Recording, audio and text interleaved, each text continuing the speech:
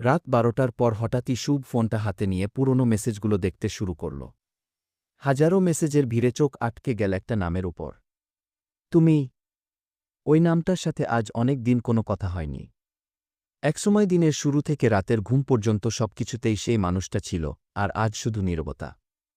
শুভর মনে পড়তে লাগল রোদে দাঁড়িয়ে একসাথে আইসক্রিম খাওয়া, হঠাৎ বৃষ্টিতে ভিজেতে ভিজেতে রিকশায় ফেরার সময়টা, রাগ করে কথা না বললেও শেষে হাসিমুখে মিটমাট হয়ে যাওয়া। সবকিছুই যেন সিনেমার মতো ভেসে উঠল চোখের সামনে।